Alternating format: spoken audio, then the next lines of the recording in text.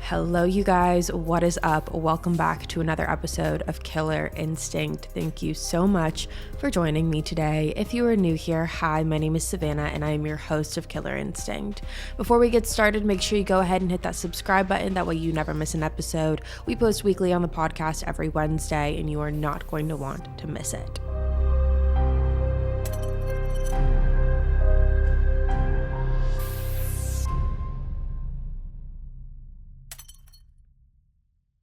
Before we jump in today, I wanted to remind you guys that this is a two-part episode and that we posted the first part of the episode last week. So make sure you go ahead and listen to that. That way you are all caught up for last week and this week. So this trial began on January 25th of 2023 in Walterboro, South Carolina. The lead prosecutor is Creighton Waters, and he stated in his opening statement that Alex Murdaugh killed his family because his financial crimes were about to be exposed, so he needed a deterrent. While the defense is saying that these accusations about Alex murdering his family are simply just theories and speculations and are not truthful. All in all, between the financial crimes and the murder charges, Alex faces about 90 charges in total, and if he is convicted, and he faces 30 years to life without the possibility of parole. Now, something that was very unexpected in this trial was the fact that Alex actually made the decision to testify, something that not a lot of people were expecting, but it has given a lot more people insight as to what happened on the night of the murders.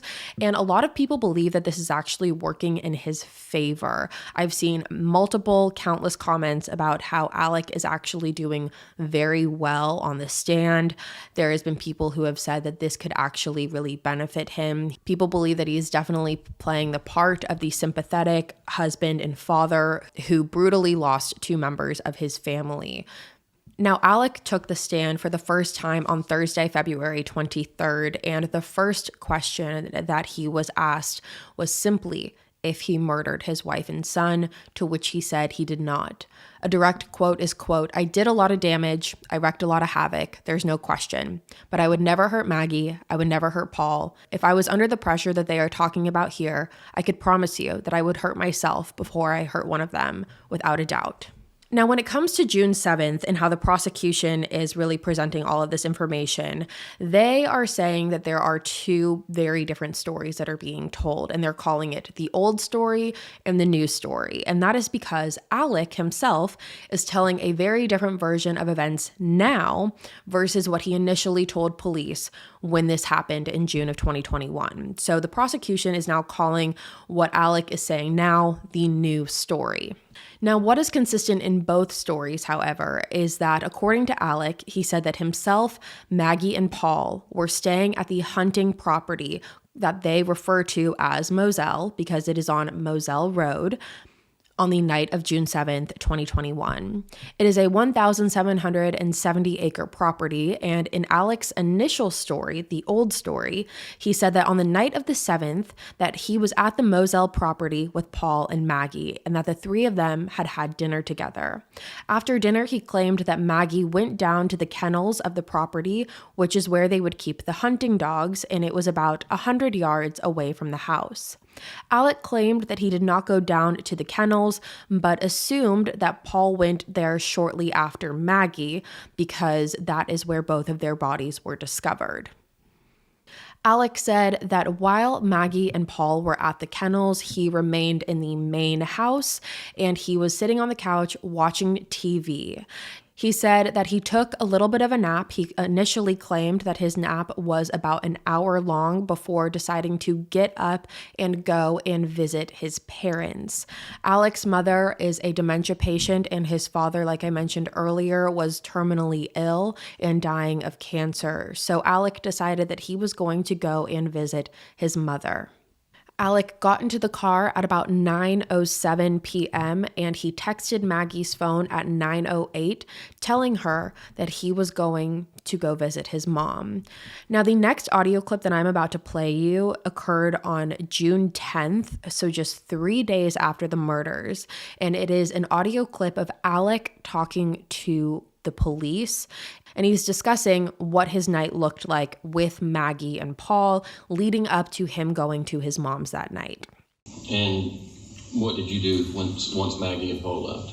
I stayed in the house. Okay. And I was watching TV, looking at my phone, and I actually fell asleep on the couch. Okay. And what time did you? I don't know exactly what time I woke up, but when y'all get my phone, I think one of the first things I did when I got up was call Maggie because I was going to my mom's. And I know I texted her because I checked my phone. And what time did we say the text was, Jim? It's like 9:06. I didn't see it. Yeah, I got it written down for you. I showed you the other night, didn't I? Yes, sir. I got it. So, I texted her. So I called her just before that. And, she didn't answer at that point. And I left to go to my mom's. Okay. Y'all will just have to look. I'm not sure if I called Paul. Well, and that's why we're getting the phone so we can nail down the times and everything. Now, something that Alex made very, very clear in his statements to police initially is that he never went down to the kennels where Maggie and Paul's bodies ultimately ended up. He's given countless reasons why he said he didn't want to go down to the kennels. He said that he knew that he was going to be put to work if he was down there. There were always things that needed to be done, and he wanted to remain in the main house. It was hot outside. He wanted to be with the air conditioning. But the one consistent thing that he said is that he never went down to the kennels that night. Alex said that once he returned from his mom's house at 10 p.m. that night, he walked into the main house and didn't find Paul or Maggie. He said he then decided to get back in his car and drive over to the kennels, which was about a 1-minute drive, and that is where he found Paul and Maggie's bodies. Now again, the biggest takeaway point here is the fact that Alex told police that he was not at the kennels that night. However, this was not the case. When police recovered Paul's cell phone, they actually found a Snapchat video that was saved to Paul's phone that was taken several minutes before the murders at around 8:44, 8:45 p.m. Now, the video was taken at the kennels, and in the background of the video, you can hear Alex's voice. Hey, Bubba. It's a guinea. This is a chicken. Come here, Bubba. Come here, Cash. Come here, Bubba. Cash. Now, of course, that wouldn't be possible if Alex never actually was at the kennels like he said he was.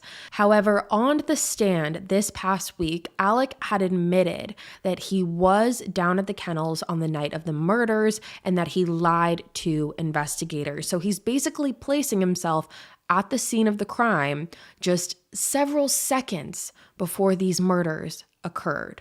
And when Alex has been asked why he lied to authorities, he has said that he was scared of law enforcement and also blamed his painkiller addiction. I'm not saying that that's what made me lie. I'm saying this whole set of circumstances caused me to be in a state where I had paranoid thoughts. Now, Alex lying about this detrimental part in this case has been something that the prosecution has honed in on big time. They have constantly been pointing back to the fact that Alex lied about the fact that he was at the kennels when he said that he wasn't, which again places him at the murder scene just about 65 seconds before these murders occurred. And a lot of people have questioned that Alex claimed that he was so worried and scared and afraid of law enforcement when all of Hampton County knows that the Murdaughs basically are the law. I mentioned that in the beginning. beginning. They have so much power, and Alec would never be one to be afraid of law enforcement. Now, as you can tell from the audio clip that you just listened to, Alec did refer to his opioid addiction. Now, that is also something that has been heavily focused on in this trial. Alec has gone into detail about his 20-year addiction that he has had to opioids. He has gone to rehab on 3 different occasions, however, ultimately would always fall back into the cycle with painkillers. Alex said that at the time of the murders, he was still on opioids, and that is part of the reason he lied to police about being down at the kennels, because he had paranoid thinking. Alec blames his paranoid thinking as a result of being on the painkillers, and Alex said on the stand that, quote, "On June 7th, I wasn't thinking clearly. I don't think I was capable of reason, and I lied about being out there, and I'm so sorry that I did." 2023 is already well underway, so you don't want to wait any longer to level up your small business and set your year up for success. Get ahead of the competition by using Stamps.com to mail and ship. If you don't know already, postage rates just increased again, but luckily Stamps.com has the best discounts in the industry, with rates you literally cannot find anywhere else, like up to 84% off with USPS and UPS. Plus, Stamps.com automatically tells you your cheapest and fastest shipping options. Use Stamps.com to print postage wherever you do business. All you need is a computer and a printer, and they even send you a free scale, so you'll have everything you need to get started. Set your business up for success when you get started with Stamps.com today. Sign up with promo code KILLER for a special offer that includes a 4-week trial plus free postage and a free digital scale. There is no long-term commitment or contracts. Just go to Stamps.com, click the microphone at the top of the page, and enter code KILLER. What is the first thing that you do when you wake up? Is it checking your credit score? Yeah, no, I didn't think so. But at Chime, that is exactly what they do. With their secured Chime Credit Builder Visa credit card, you can start to build credit with your own money. Chime reports your payments to credit bureaus to help you build credit over time. Their members see an increase of 30 points on average, and this is all with no annual fees, no large security deposits, or credit checks to apply. So start your credit journey with Chime. Sign up only takes 2 minutes, and it doesn't affect your credit score. Get started at chime.com/killer. That's chime.com/killer. The Chime Credit Builder Visa credit card is issued by Stride Bank N.A. pursuant to license from Visa USA, Chime checking account, and $200 qualifying direct deposit required to apply for the secured Chime Credit Builder Visa credit card. Regular on-time payment history can have a positive impact on your credit score. Impacted score may vary, and some user scores may not improve. Out-of-network ATM withdrawal fees may apply, except at MoneyPass ATMs and a 7-Eleven or any Allpoint or Visa Plus Alliance ATM.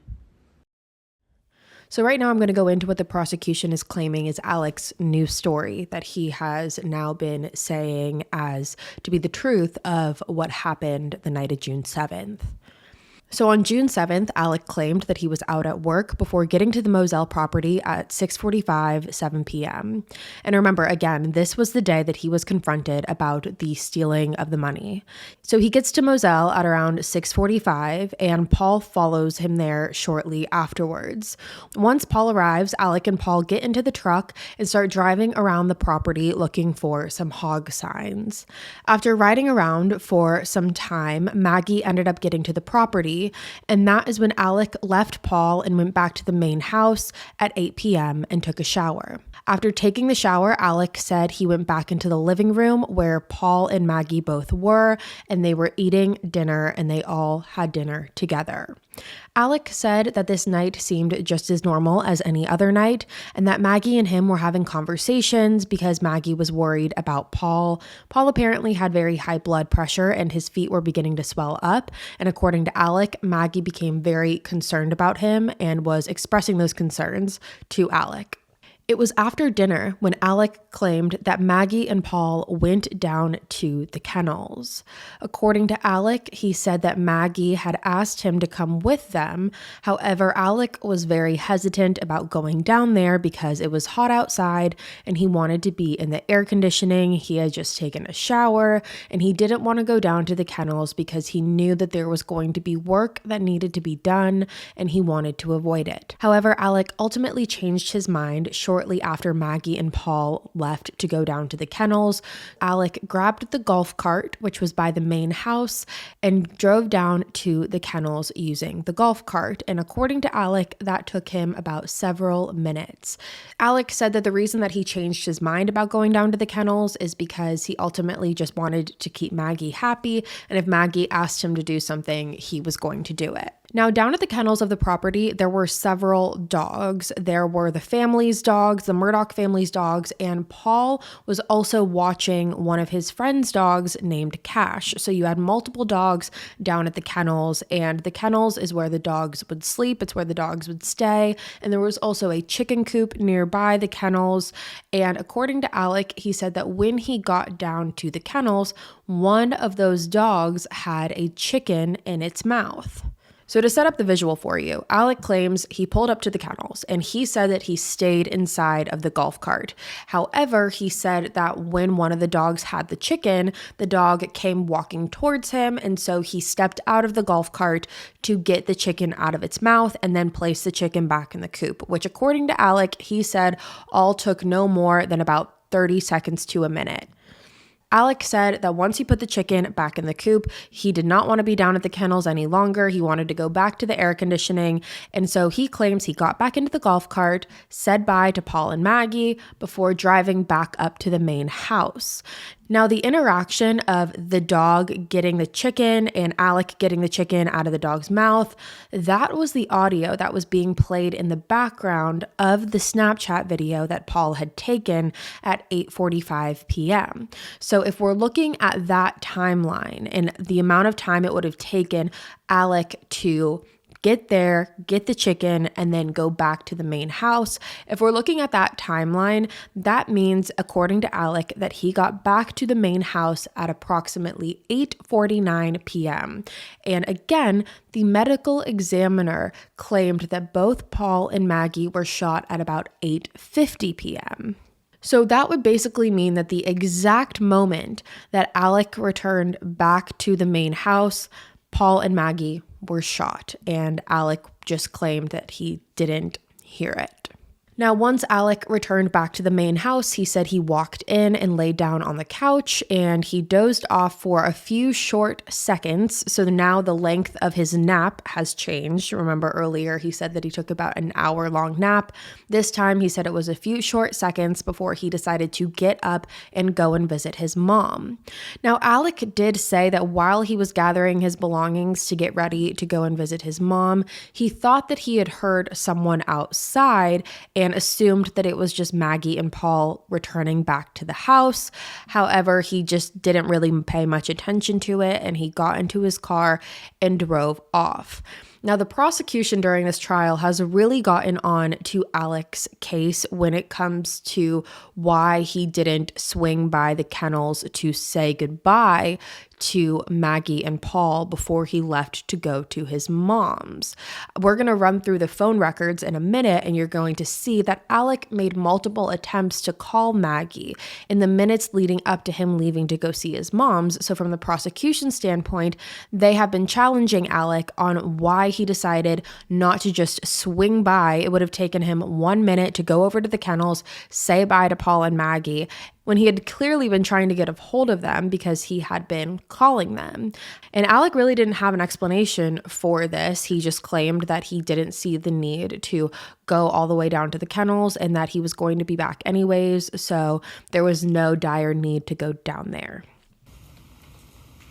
Why didn't you just take that quick little left 1,100 yards away and stop by? See why they didn't answer the call. You're obviously wanting to get in touch with them. Why didn't you go down to the kennels that were so close by? There was no reason to.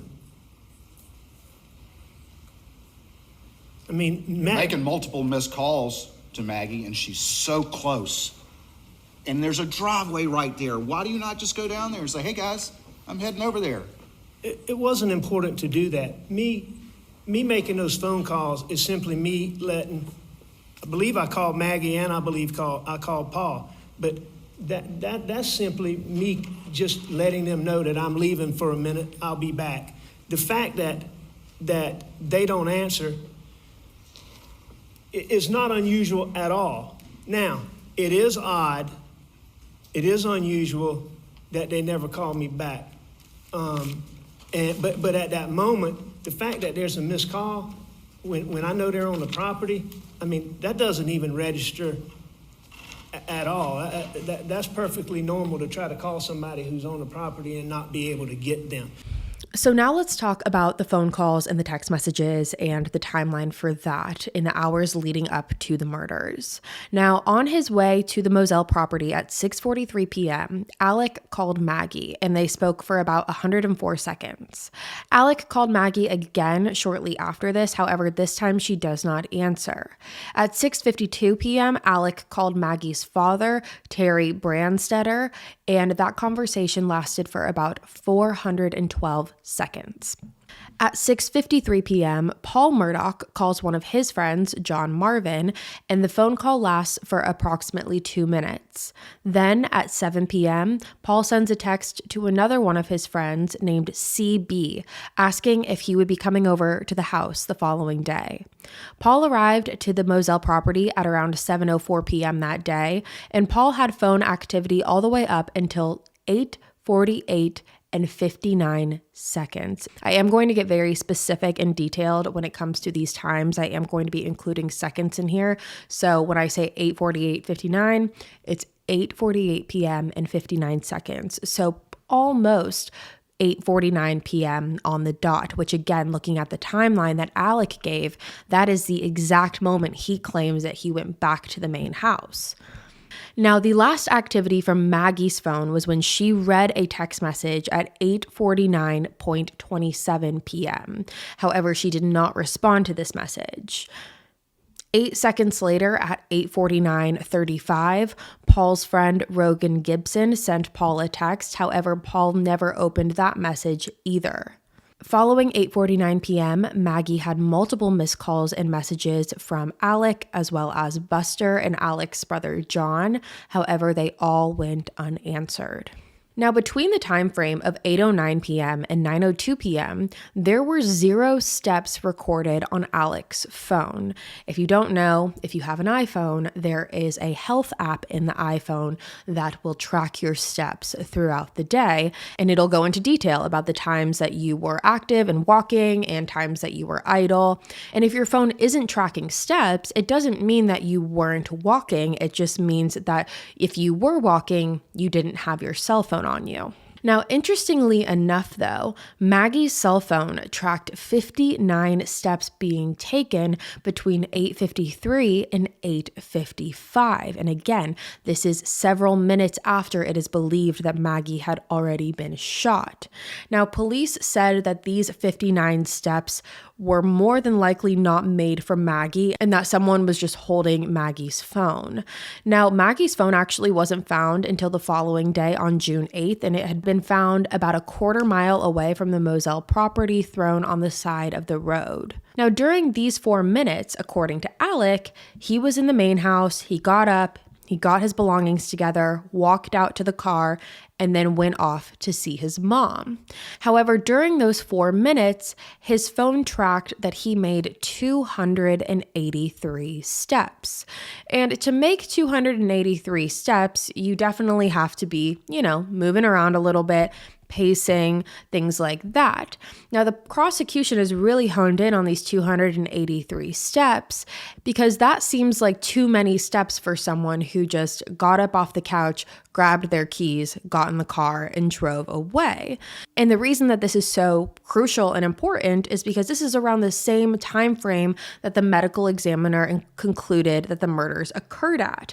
Because the prosecution's theory is basically stating that Alec murdered Maggie and Paul at 8:50 p.m. He returned back to the main house, picked up his phone, and made the 283 steps because he was scurrying around the house trying to get everything together before he got into his car and went to his mom's. So the prosecution is theorizing that Alec intentionally left his phone at the main house during the time period of 8:09 and 9:02, and they believe he did that in order to manufacture an alibi.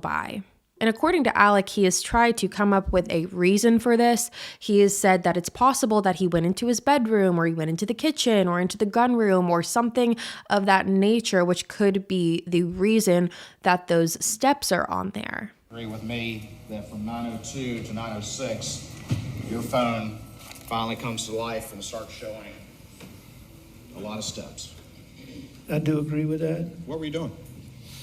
I was getting ready to go to my mom's house. Getting ready to go? I thought you took a shower already. You were just laying down on the couch. What all you need to do to get ready to go to your mom's house? I mean, there wasn't anything to get ready in that aspect, but Wasn't anything to get ready, I was was it? getting ready to go. I was preparing to leave. Doing what?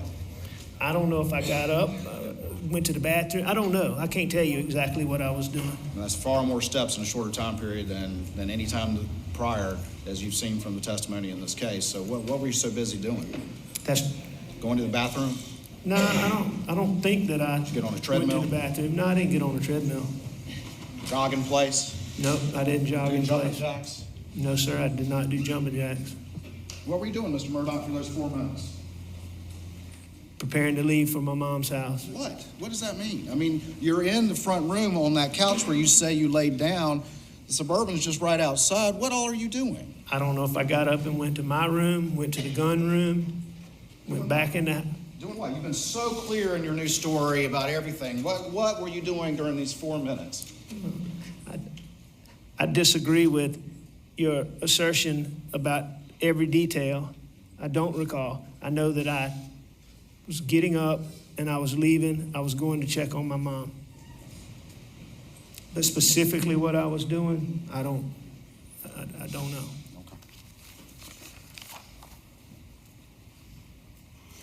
I know what I wasn't doing, Mr. Waters, and what I wasn't doing is doing anything, as I believe you've implied, that I was cleaning off or washing off guns or putting guns in a raincoat, and I can promise you that I wasn't doing any of that. Now, between the time frame of 9:02 and 9:06 p.m., Alec had also made several phone calls on his phone, which the prosecution has accused him again of doing in order to try to manufacture an alibi.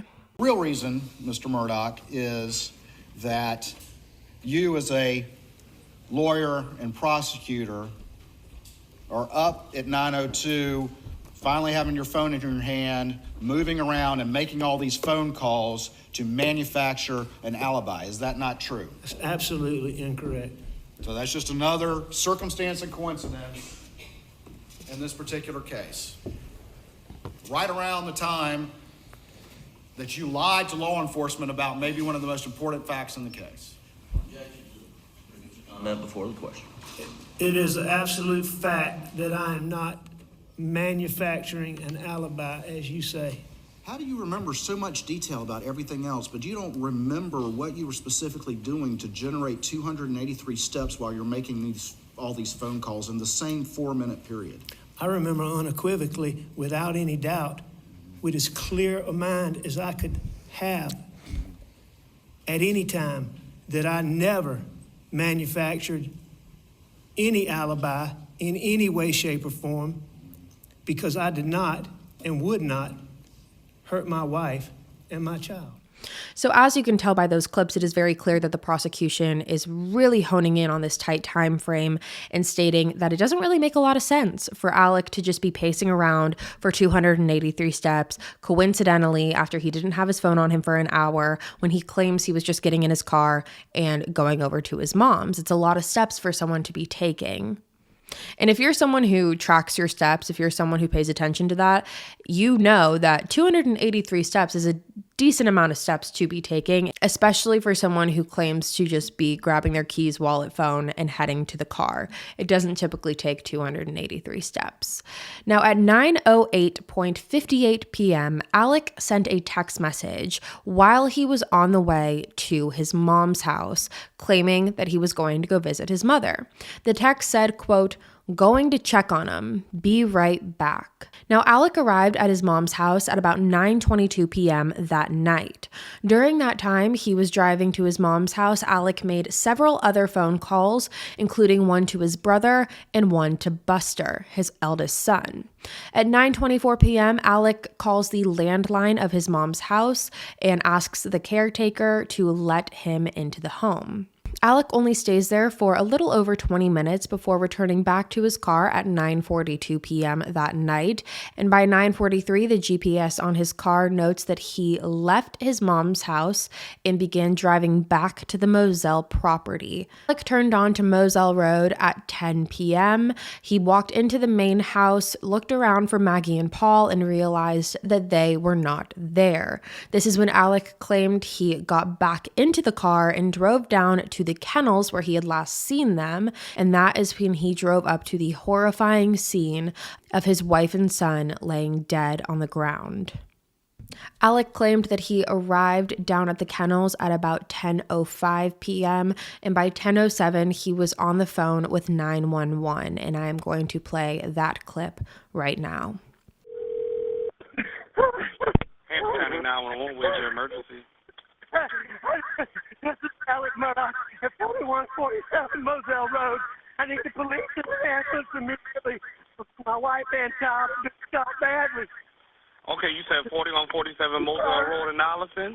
Yes, sir. 4147 Moselle Road. Stay on the line with me, okay? Hurry. Yes, sir. Stay on the line with me, okay? Get up to it now. It's bad. Okay.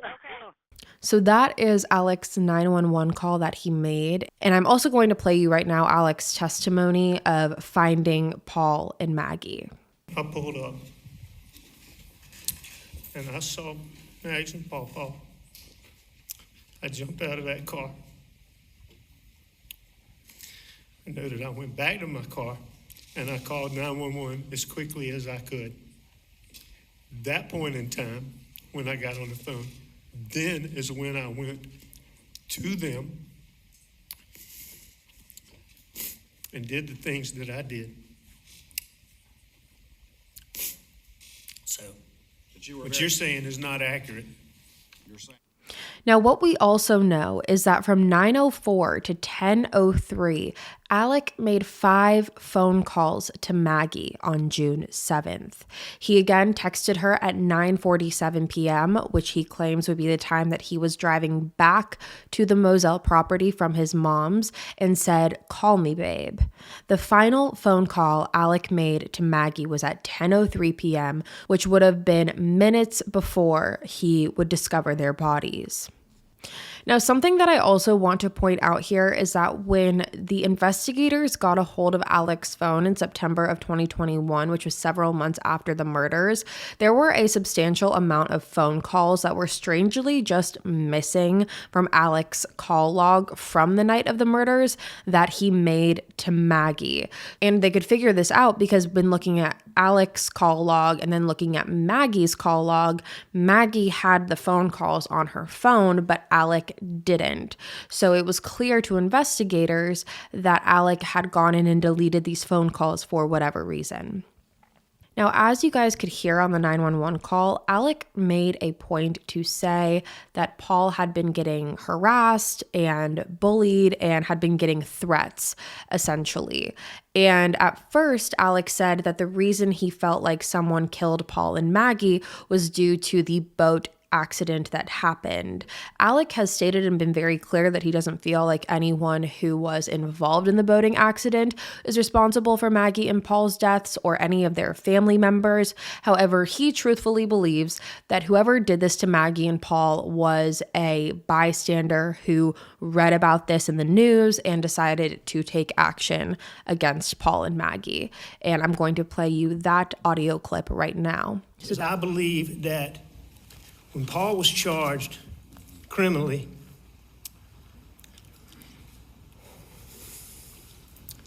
there were so many leaks, half-truths, half-reports, half-statements, partial information, misrepresentations of Paul that ended up in the media all the time.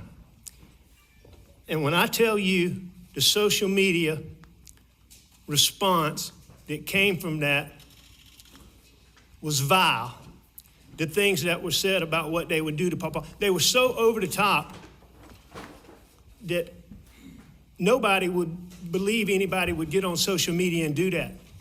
But I believe then, and I believe today, 3 o'clock. 5 o'clock still work for you, or is that too early? the wrong person saw and read that. Because I can tell you for a fact that the person or people who did what I saw on June the 7th, they hated Paul Murdaugh, and they had anger in their heart. And that is the only reason that somebody could be mad at Paul like that and hate him like that.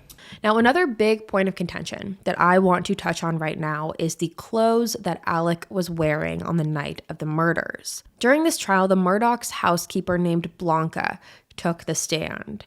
At the time of the murders, Blanca had worked for the Murdaughs for a little over 10 years at that point. She knew this family inside and out, and she was very, very close to them. According to Blanca, she said that on the morning of the 8th, she received a phone call from Alec explaining what had happened. She then rushed over to Alec's mother's house, which is where he was at the time. And when Blanca had arrived and spoke with Alec, she said that he was very emotional and asked her to go to the Moselle property and clean it the way Maggie liked it. He said that he wanted it to be clean because there was probably going to be a lot of people coming by to pay their respects. According to Blanca, she said that she then went from Alec's mother's house to the Moselle property, and there were a couple things that she noticed that stood out to her. First off, the leftovers from the night before were already put in the refrigerator, which was incredibly odd because typically the Murdaughs would leave dinner on the stove and everything would still be out from the night before, and Blanca would always put it away. Secondly, she said that Maggie's pajamas were folded neatly near a doorway, which was incredibly unusual. She said that there was a towel next to Alec and Maggie's shower that she picked up, and it had a small puddle of water near the shower, and there was also a pair of khaki pants on the floor, which she watched.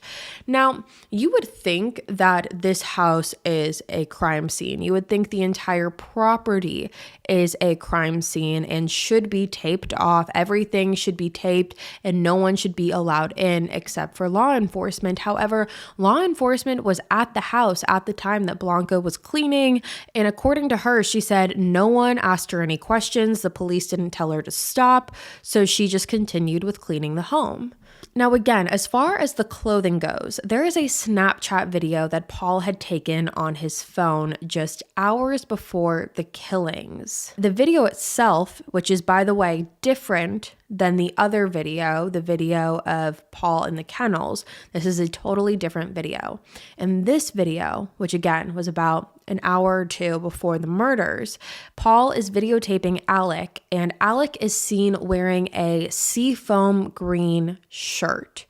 Now, the reason that this has stood out to so many people is because when police arrived to the home that night, Alec was wearing a white t-shirt and khaki shorts. So this was a totally different shirt than what police saw him wearing. And according to Blanca, she said that after the night of the murders, she never saw that seafoam green shirt again, and to this day, no one knows where that shirt is.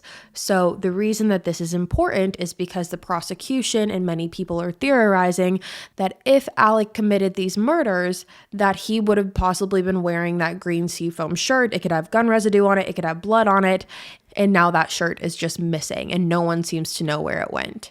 Now, the second bit of information here that's important to talk about is this blue rain jacket. About 3 months after the murders, police found an oversized blue rain jacket at Alec's mom's house. And according to his mom's caretaker, who Alec saw the night of the murders, this caretaker said that she saw Alec carry in this blue rain jacket 9 days following the murders.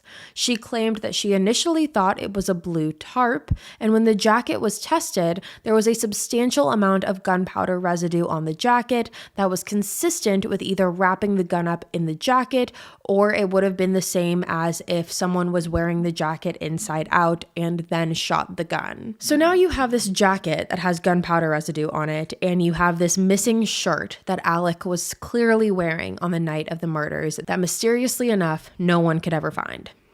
Now, the defense has really tried to say that this rain jacket is just a stretch, like this is a reach.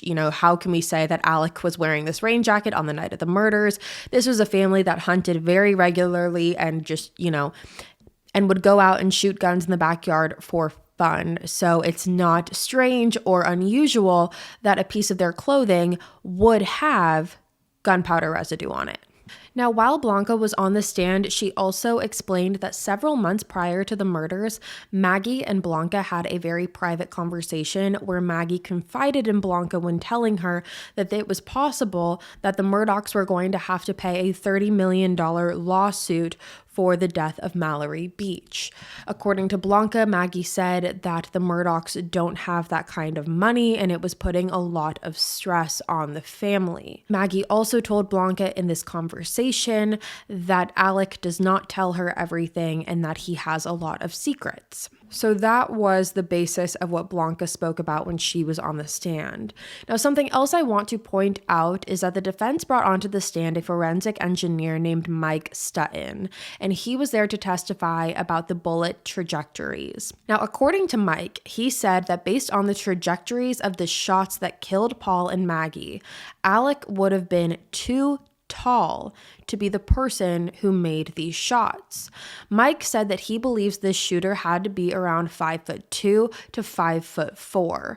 Now, a lot of people believe that this is absolutely ridiculous because Alec could have very easily gotten on one knee. He could have been bending down. There are countless different reasons that could have explained this, but this is the audio clip of him talking about that. That's 5'2".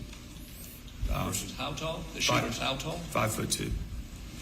Could be someone a little taller crouching down a little bit? Could be. 5'3", 5'4"? Yes. So between 5'2" and 5'4"? Yes. The shooter.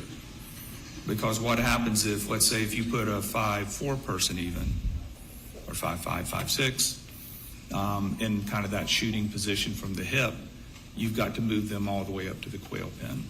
And it doesn't make any sense there because there's no shell casings. And it starts to not make any sense. Why would a person stand right in front of the quail pen a few feet away and shoot into it? So Alec and Maggie's eldest son, Buster, has also taken the stand during this trial. While on the stand, Buster talked about how Paul was pretty reckless when it came to his guns. Now, as we know, it's no surprise that the Murdaughs are a big gun family and they would be gifted with guns, including the blackout gun, which was one of the murder weapons. Both Paul and Buster were both gifted individual blackouts. However, Paul lost his, and according to Buster, this was something that happened pretty regularly. He was known to lose things, misplace things. He would put his gun in one place and then forget where it was the next day. So this was very common. So when Paul lost his gun, it wasn't unusual. Now, something else that was brought up in Buster's testimony was the fact that Alec made a phone call to Buster at 9:10:47 p.m. on the night of June 7th. According to Buster, he said the phone call was very normal. It lasted about 60 seconds, and it was just Buster and Alec catching up, and Alec saying that he was going to go visit his mom. Now, again, this phone call lasted about 60 seconds, and then Buster claimed the second phone call he received from his dad that night was the phone call where Alec told Buster that his mom and brother had been killed. According to Buster, he answered the phone for Alec. Alec asked Buster if he was sitting down before breaking the news to him. After Buster had learned what had happened, Buster and his girlfriend Brooklyn packed up some bags and drove the 4 hours to the Moselle property, arriving there at about 2 a.m. Now, at the time, Buster was at his Rock Hill apartment, which again was about 4 hours away. So he again didn't get there until about 2 a.m. And according to Buster, he said that when he arrived at Moselle, he walked in through the door and his dad was a complete emotional wreck. He said that Alec was crying and was distraught. And when you got there, did you see your dad? Yes, sir. What kind of condition was he in? What was his demeanor? Yeah, his demeanor was, he was destroyed. He was heartbroken. I walked in the door and saw him and gave him a hug and just broken down. Could he speak? Not really. Was he crying? Yes, sir. Who else was in the house? Do you remember? Yeah, my girlfriend Brooklyn and I got there.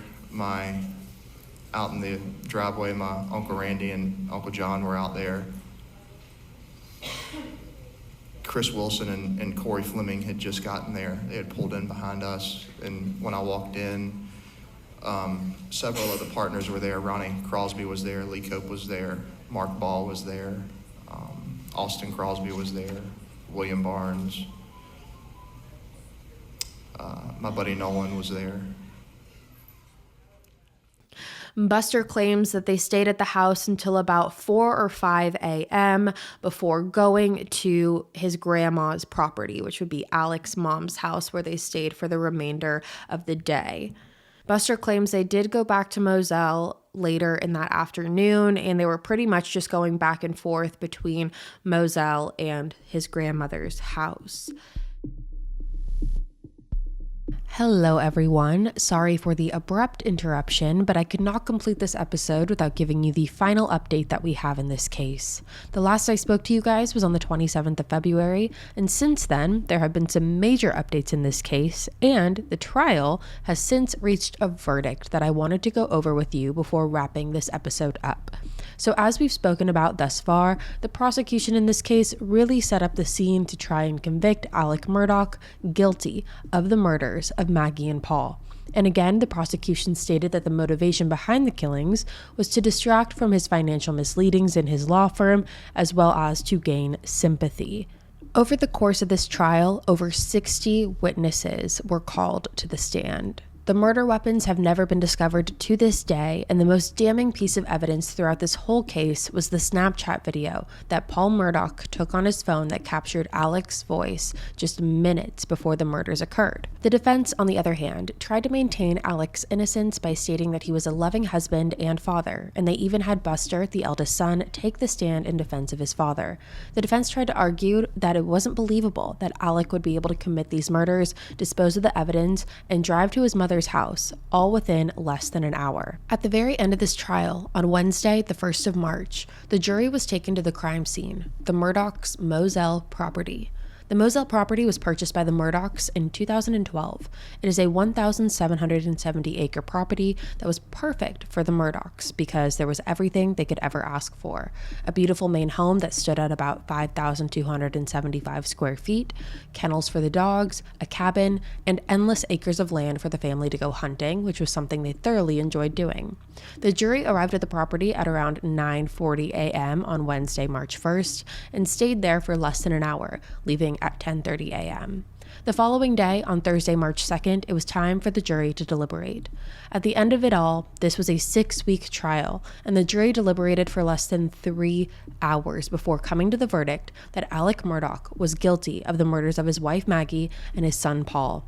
He was also found guilty of 2 counts of possession of a weapon during the commission of a violent crime. His sentencing occurred the following day on the 3rd when he walked into the courtroom in a tan jumpsuit, and while in the sentencing he told the judge, quote, "I would never hurt my wife Maggie, and I would never hurt my son Paul," end quote. Regardless, the judge, Judge Clifton Newman, handed the sentence of life in prison without the possibility of parole for each murder. And that is the verdict of this case.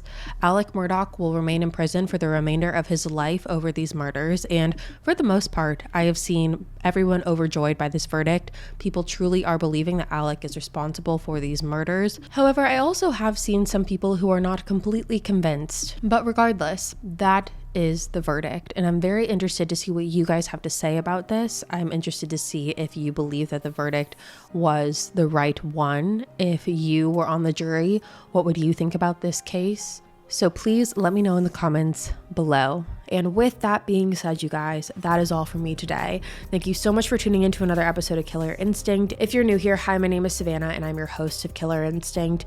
Again, make sure you go ahead and hit that subscribe button. That way you never miss an episode. We post weekly on the podcast every Wednesday and you're not going to want to miss it. I'll be back next week with a brand new case for you guys. And until then, stay safe. Bye, guys.